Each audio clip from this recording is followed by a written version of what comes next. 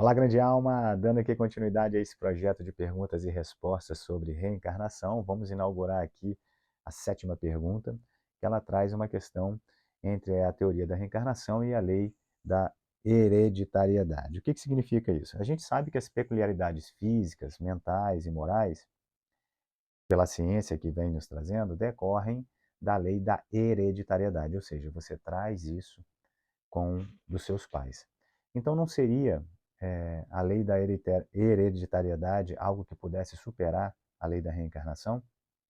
Então vejam, na verdade é pelo contrário. A lei da reencarnação confirma a existência da lei da hereditariedade, porque partindo do princípio que você nasceu onde nasceu, eu nasci onde eu nasci, dos pais dos quais eu nasci, justamente porque foi a lei da reencarnação que me fez caminhar e me envolver com aquele núcleo, com esse núcleo familiar. Mas, pois bem, a gente sabe, dentro dos estudos esotéricos, a gente sabe, os estudos já vêm dizendo para a gente, que nós recebemos sim dos nossos pais biológicos os átomos físicos que vão compor essa interface biológica, o nosso corpo físico.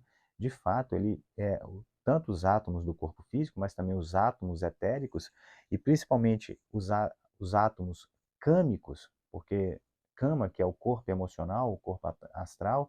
Então, a questão câmica da nossa encarnação, dessa interface biológica, tem uma preponderância exclusivamente da mãe. Então, nós sabemos sim que nós recebemos os átomos físicos dos pais e que isso significa na prática que esses átomos, ao serem passados para nós, eles têm uma determinada, digamos assim, forma de vibrar.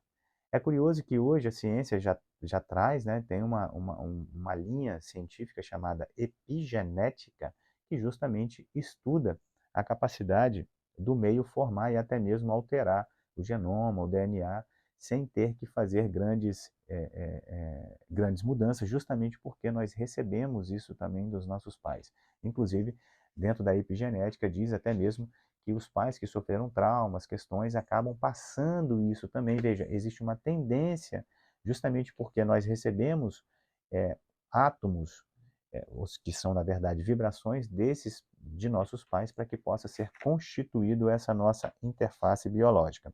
Então, é capaz de que é, nós venhamos a receber não só as questões, tendências emocionais e mentais e morais, mas também questões hereditárias, tanto que nós temos doenças que são hereditárias. Mas a transmissão das semelhanças mentais e morais de nossos pais, ela vai até um certo limite. Ela não significa que ela é determinante, tudo se explica por isso. Na extensão dela, ela não consegue ter uma correta dimensão.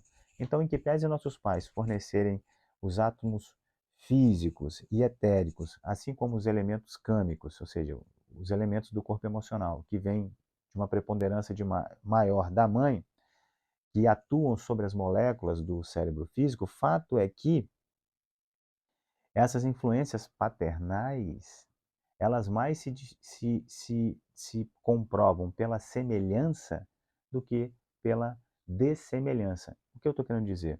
A gente consegue explicar pela lei da hereditariedade aquilo que é semelhante, aquilo que nós somos semelhantes aos nossos pais. Mas e aquilo que nós não somos semelhantes? A lei da hereditariedade não explica. E é justamente aí que a lei da reencarnação é capaz de dar a prova e a comprovação e a explicação palpável e possível desses elementos. Você provavelmente deve viver numa família em que, para você ter chegado até aqui nesse momento, provavelmente você é um ponto de mutação, um ponto diferente naquele seio familiar, em que você fala, cara, como é que eu até mesmo vim desses pais, né? De tanta diferença que há. As semelhanças físicas, as semelhanças, algumas tendências, alguns comportamentos, você percebe que há sim uma busca da hereditariedade. Porém, as dessemelhanças, aquilo que você é diferente, você não consegue explicar pela lei da hereditariedade. E aqui eu fiz uma anotação de alguns pontos, por exemplo, que na verdade comprovam a inadequação, digamos assim, da lei da hereditariedade que venha nos influenciar. Por exemplo, Filhos de mesmos pais, eles não são igualmente inteligentes e nem têm as mesmas tendências morais, né? Você pode perceber isso, que às vezes o pai tem vários filhos assim, mas um só que se destaca.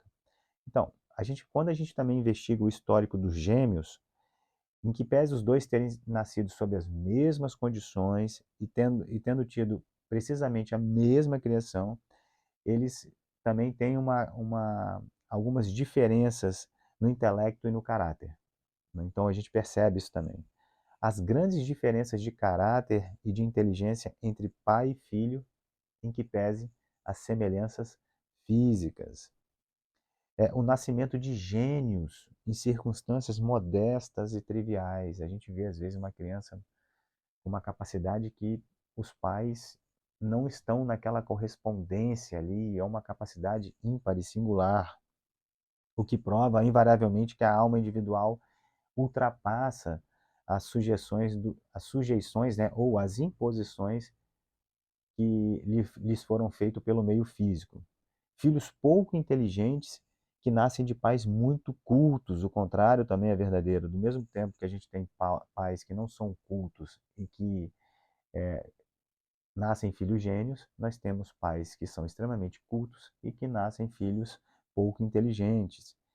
Filhos dissolutos, né, que nascem de pais virtuosos, e filhos virtuosos que nascem de pais dissolutos.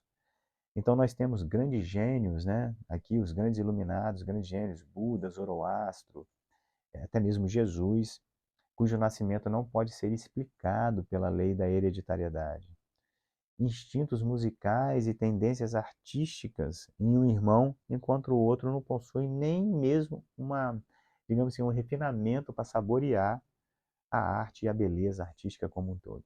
Então, percebemos, grande alma, que existem grandes é, diferenças. A lei da hereditariedade, ela explica até um determinado ponto, ela explica mais as semelhanças do que as dessemelhanças. Então é isso, vamos para a próxima perguntas e respostas sobre reencarnação e tchau, tchau.